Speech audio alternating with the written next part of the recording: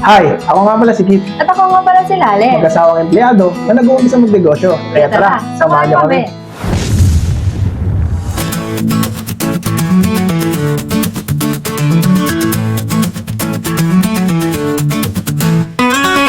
What's up everyone? Good day, great day. For today's video, meron akong good news sa inyo dahil ROI na tayo. Let's go! So yun guys, i-update ko lang kayo sa aking networking journey dahil in span of 1.5 months, naka-return of investment na tayo dahil lang sa pagbebenta ng Best Barley na aming product dito sa Ascendra International.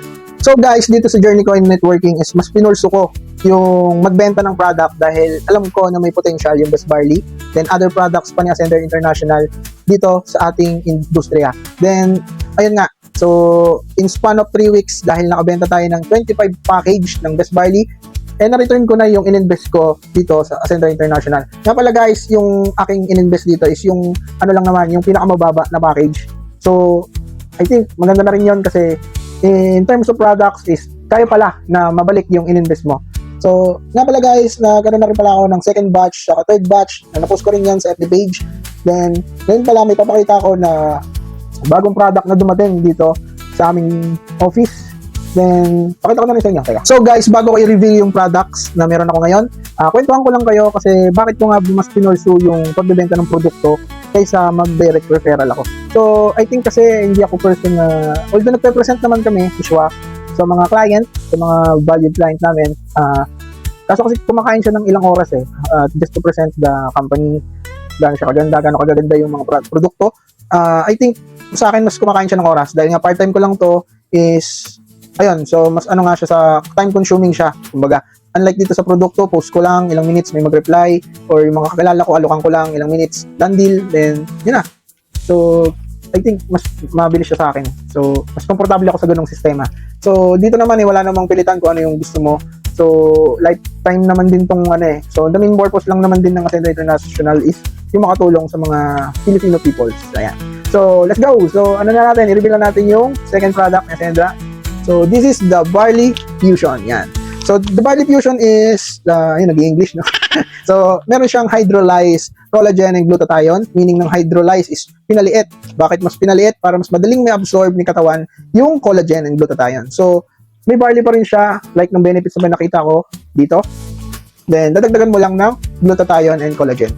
Ito yung papakita ko sa screen yung benefits nila. Yan. Ayan. So, kung ayaw mo naman ng barley na iniinom, kasi nga yung iba kong client na inoferan is nakatikim na nga daw kasi sila ng other brand na barley grass, which is ayaw nila ng lasa kasi lasang damo. So, nasusuka sila sa ganun. Pero sinasabi ko naman sa kanila na yung best barley natin is iba yung lasa. Kasi may, bukod sa akin, may mga nagsasabi din naman ng mga umorder ng mga first batch, second batch, and third batch na yung lasa is kakaiba. May ano siya, scent na chocolate scent, may matamis-tamis. Sabi nga ng mother ko, may matamis-tamis Medyo natakot siya kasi medyo matamis nga daw kasi diabetic siya. So, makikita din naman sa nutrition fact na zero sugar or no glucose yung ating best barley.